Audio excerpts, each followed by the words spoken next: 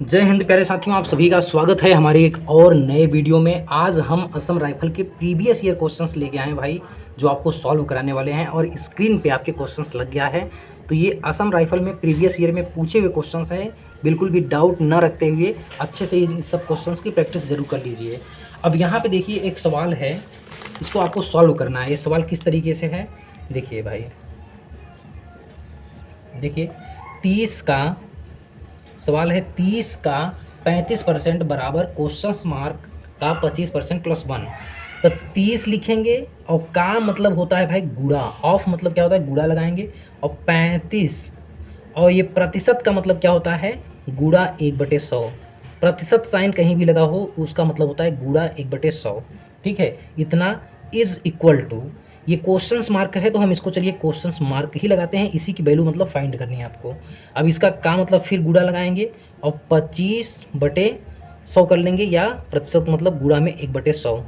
इसमें बिल्कुल भी शॉर्ट नहीं कर रहे हैं, नहीं तो इसका डायरेक्ट आप फ्रिक्शन वैल्यू रख देते हैं फिर भी आ जाता, और प्लस यहाँ पे 1 कर लेंगे। अब देखिए इसको काट दीजिए भाई, ये 0 से ये 0 कट जाएगा, और इसको 5 दूना 10 और 5 सत्ते 35, ये 7 से कट जाएगा।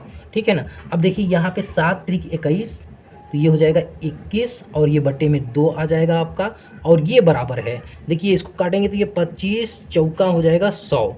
ठीक है, इसका मतलब यहाँ पे क्या आ गया क्वेश्चन मार्क बटे में 4, और ये प्लस 1 है भाई। ठीक है, अब यहाँ पे एलसीएम लेके इसको सॉल्व कर लीजिए आप, तो ये हो जाएगा देखिए 21 डिवाइड बाई 2, और यहाँ इज इक्वल टू, और ये क्वेश्चंस मार्क है तो इसको लगे रहने दीजिए, और यहाँ पे 4 एलसीएम ले लीजिए, तो ये हो जाएगा 4। अब देखिए ये 2 से ये 2 बार में कट जाएगा भाई। ठीक, अब 21 दूना कितना हो जाएगा, तो आप कहेंगे 42, 21 दूना 42 is equal two questions mark और ये प्लस 4। ठीक है, अब क्वेश्चंस मार्क की वैल्यू आपको निकाल लेनी है, ये तो आती ही होगी आपको। आप 42 में से क्या कर लेंगे 4 माइनस करेंगे, तो 12 में से 4 गया कितना हो जाएगा भाई 8, और ये बचा कितना 38। तो यहाँ से क्वेश्चंस मार्क की वैल्यू हमसे पूछा था, तो हमने इसको बहुत अच्छे से फाइंड कर लिया है भाई। और हाँ, ये सभी प्रीवियस ईयर के क्वेश्चंस भाई, आप जिस ईयर के क्वेश्चंस कहेंगे सब का हम लगवा देंगे, है ना। अब इसके लिए देखिए, अगर आपके पास अगर कोई प्रीवियस ईयर है तो वो हमको भेज दीजिए भाई। आप भेजेंगे कहाँ, मैं अपना इंस्टाग्राम आईडी आपको बता दे रहा हूँ, आप वहाँ सर्च करिए इंस्टाग्राम पे, वहीं पे हमको पीडीएफ चाहे फ़ोटो के रूप में अगर आएगा तो फ़ोटो के रूप में ही स्क्रीनशॉट भेज दीजिएगा। ठीक है, हम एक एक सवाल सॉल्व करा देंगे। क्या सर्च करना है भाई, संजय, इंस्टाग्राम पे सर्च कर लीजिए Sanjay, Sanjay ITI classes, Sanjay ITI classes. ठीक है, इंस्टाग्राम पे यही सर्च करके आप हमको पूरा वहाँ पे पीडीएफ सेंड कर दीजिए, हम पूरा क्वेश्चंस आपका करा देंगे भाई, बहुत ही इजी और शॉर्ट तरीके में, है ना। चलिए भाई आगे बढ़ते हैं।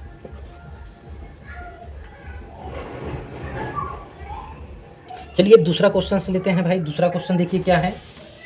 अब यहाँ पे आपसे पूछा है इसमें से कौन सा अपरिमेय संख्या है, इरेशनल नंबर।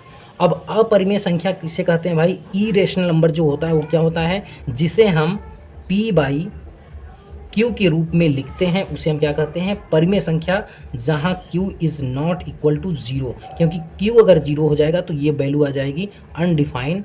ठीक है, तो हम परिभाषित ही नहीं कर पाएंगे, इसीलिए Q is not equal to 0। तो उन सभी को हम क्या कहते हैं भाई परिमेय संख्या कहते हैं, है ना। इसमें पूछा है इसमें से अपरिमेय संख्या कौन सी है, तो यहाँ पे देखिए, अब यहाँ पे देखिए परिमेय संख्या जो होती है, जैसे अगर आपसे कोई कहे क्या 1.4 या 1.4 ये परिमेय संख्या है, तो आप कहेंगे बिल्कुल है सर, क्योंकि हम इसको तो P/Q के रूप में लिख सकते हैं। तो हम कहेंगे कैसे, इसको हम लिखेंगे 14/10 है। ठीक है, ये तो परिमेय संख्या है। और फिर यहाँ पे ऑप्शन से लेते हैं, जैसे 3.14 है, ये भी परिमेय संख्या है, क्योंकि हम इसको तो P/Q के रूप में लिख सकेंगे, ये हो जाएगा बटे में 100। ठीक है, ये अब मतलब इसको P/Q के फॉर्म में हमने लिख दिया। अब वहीं पे जैसे कहा जाए क्या पाई एक परिमेय संख्या है, पाई एक परिमेय संख्या है, तो आप कहेंगे पाई एक परिमेय संख्या नहीं है, क्योंकि जो पाई का मान होता है ना, ठीक है ध्यान दीजिए। अब यहाँ पे बहुत लोगों को लगता है ये पाई और फिर 22/7 अगर परिमेय संख्या है तो पाई क्यों नहीं है, पाई क्यों नहीं है। तो यहाँ पे आपका बिल्कुल एकदम कंसेप्ट क्लियर होने वाला है। देखिए भाई अब पाई परिमेय संख्या क्यों नहीं है, मैं आपको ये बता दूं पहले। देखिए पाई की जो वैल्यू होती है वो 3.14 इतना तक तो हम याद करते हैं, लेकिन इसके पीछे अभी ये एक 3.14, अब इसके बाद ना अनाप शनाप मतलब दुनिया भर कभी 5 आएगा, 9 आएगा, 6 आएगा, 7 आएगा, फिर ऐसे मतलब कुछ भी नंबर इधर उधर 2 आ जाएगा, 3 आ जाएगा, फिर 6 आएगा, फिर 3 आ जाएगा, इस तरह से ऐसे मतलब कोई भी रैंडम नंबर बढ़ता रहता है। इसका मतलब कोई सीक्वेंस सीरीज नहीं है, दशमलव के बाद जो संख्या होती है उसका कोई सीक्वेंस सीरीज नहीं है, रैंडमली कुछ भी नंबर बढ़ते रहते हैं। तो ऐसे जो नंबर बढ़ते हैं ना रैंडम, हमको समझ में नहीं आता आखिर ये चल क्या रहा है सिस्टम इसमें। तो ऐसे सभी जो होते हैं डेसिमल नंबर्स सभी क्या होते हैं भाई, अपरिमेय।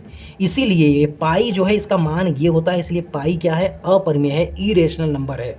जबकि ये 22/7 के बारे में तो पूछा ही जा रहा है, ये तो पहले से ही p/q के रूप में लिख दिया गया है, तो इसके बारे में अगर पार्टिकुलर पूछा जाए तो ये तो भाई लिखा ही है, तो हम कहेंगे ये है भाई।